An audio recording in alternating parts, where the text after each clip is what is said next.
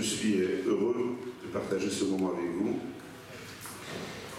parce que aujourd'hui, il est indéniable que dans ce que j'appelle le travail communautaire d'un rabbin de communauté, l'accompagnement, le conseil, l'orientation des Juifs de France qui font leur Aliyah fait partie de la responsabilité des cadres communautaires.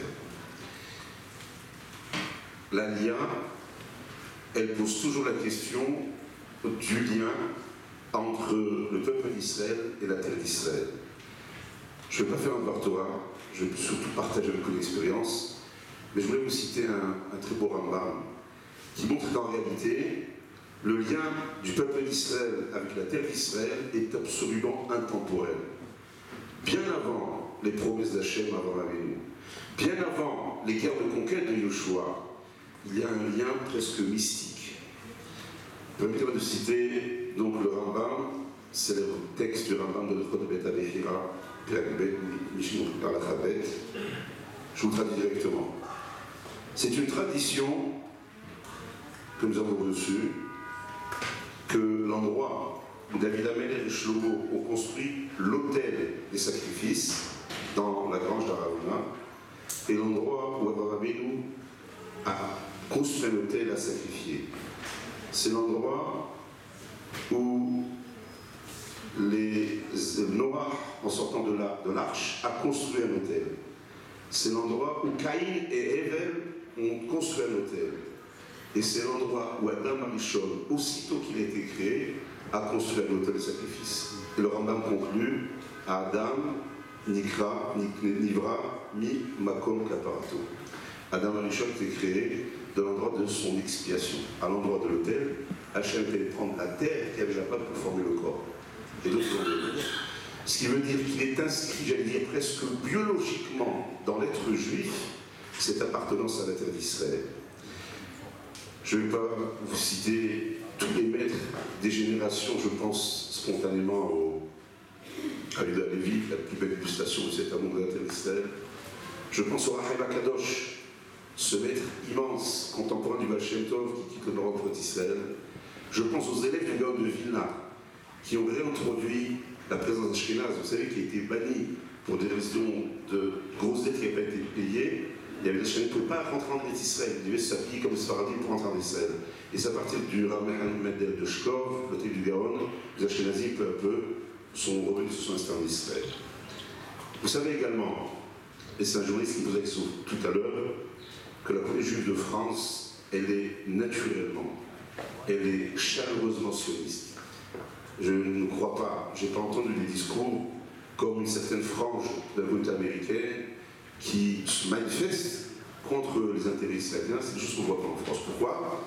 Ça, vous le savez, les Juifs de France sont absolument attachés à la terre d'Israël. Et donc, comme je le disais, dans notre vie communautaire, nous sommes donc confrontés à ces questions de l'Aliyah. Je voudrais citer deux moments forts que j'ai vécus. Le premier, c'était la première intifada.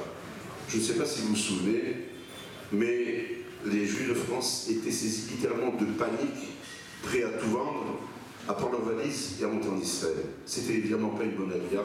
Une vraie Aliyah se prépare, se mûrit, se construit pour qu'elle puisse être positive. Aujourd'hui, il y a un islam radical qui tue en France, particulièrement en France, avec malheureusement tous ces attentats, ces meurtres qui ont été perpétrés.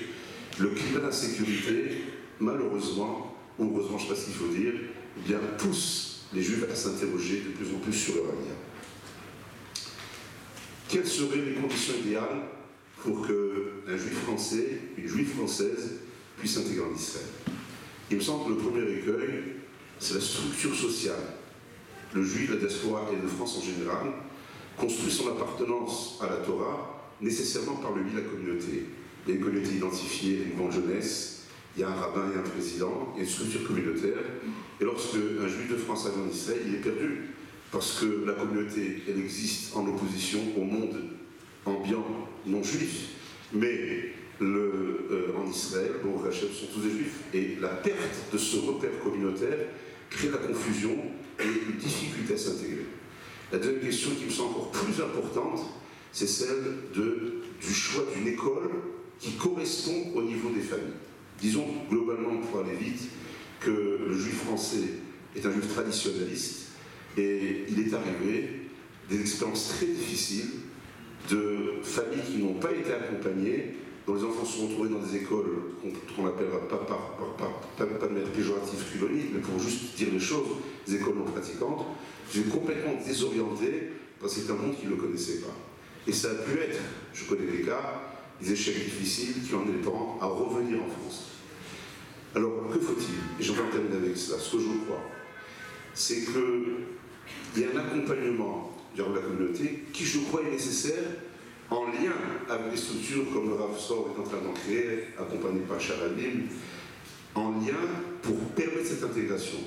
Conseiller sur un choix d'un lieu, le travail est important. Conseiller absolument sur le choix d'une école et être en lien pour expliquer aux Français qui ont du mal. Les Français croient qu'en venant en Israël, on va greffer un bout de la France en Israël. Israël est un pays avec sa mentalité, avec sa culture, ça veut penser. Il faut que les Français, à ça aussi, se préparent. C'est pourquoi, évidemment, il est impératif aujourd'hui, si on veut que l'ALIA, elle progresse, elle s'amplifie, qu'il y ait un véritable accueil, une véritable compréhension des besoins. Je termine en disant que je crois qu'il y aura nécessairement une génération de transition, celle des parents qui arrivent en Israël, qui auront la difficulté de la langue, de la mentalité, du travail, de l'intégration. Et dans la chaîne, si celle-ci se passe bien, il me paraît évident que la deuxième génération, ces enfants, seront des Israéliens. Israël est un pays, dit-on, qui ruisselle de lait et de miel, mais je veux nous rappeler qu'il ruisselle aussi de vertus spirituelles extraordinaires.